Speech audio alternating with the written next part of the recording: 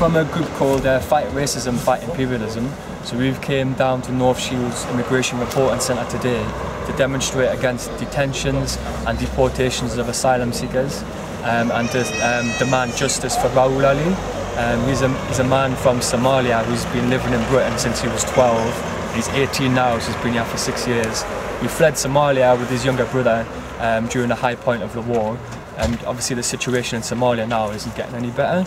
The British government is leading the way in trying to be able to open up Somalia to get their hands on oil contracts, forcing an undemocratic constitution on the people of Somalia.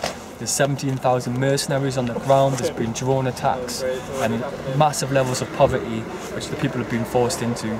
So there's people like Raoul and his brother have fled that situation, coming to Britain seeking safety, but when they get here, they get locked up in immigration prison. So Raoul himself has spent 2 months in an immigration prison despite committing no crime, no charges against him, no trial date, nothing wrong. Yet the British government is able to lock Raoul and many other people, men, women, even children, up in immigration prisons for what just seems to be indefinite sentences, even though they've committed no crime. And they're coming from places that Britain has often created a situation of war and poverty, and they're fleeing from that, looking for a better life for themselves. When they get here, the attack continues, and it is they who are criminalised rather than the British government, the British Army, the British banks and British companies, including oil companies. They're the ones who are committing the real crimes and should be sentenced, not people like Raoul who are fleeing from that kind of situation. So we say that immigration controls in Britain are necessarily racist because of the fact that Britain is an imperialist country, can oppress these other countries, and then when black people flee that, their oppression continues here in Britain. That's why we're here.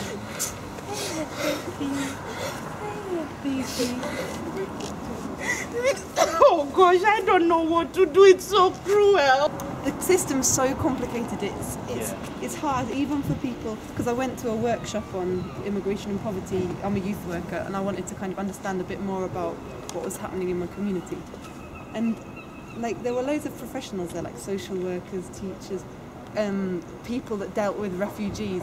And people didn't know the answers to all the questions because it's so complicated and the rules keep changing. But if you get it wrong, if you're an asylum seeker and you get it wrong, it's like automatically your fault.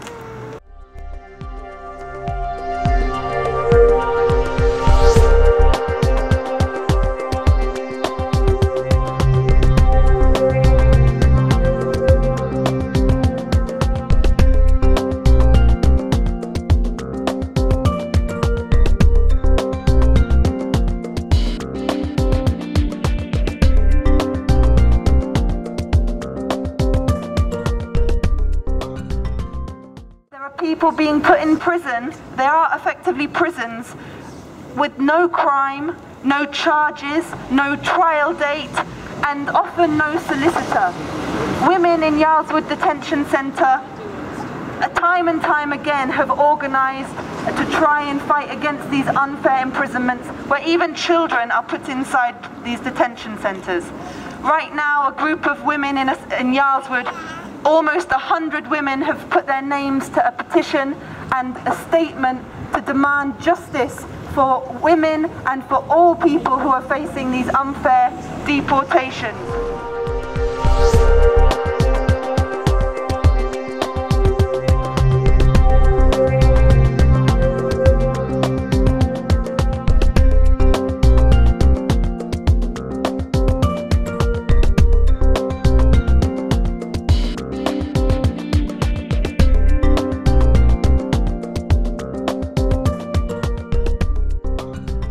People being forced to get deported, where they handcuff you, 2 officers strangle you, like do whatever they can so they can move you, which was disgusting. Some guy actually was strangled, being pulled in.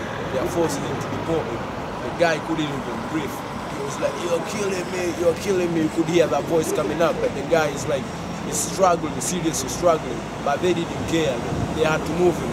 Some guy, like, he was so worried until he was peeing himself.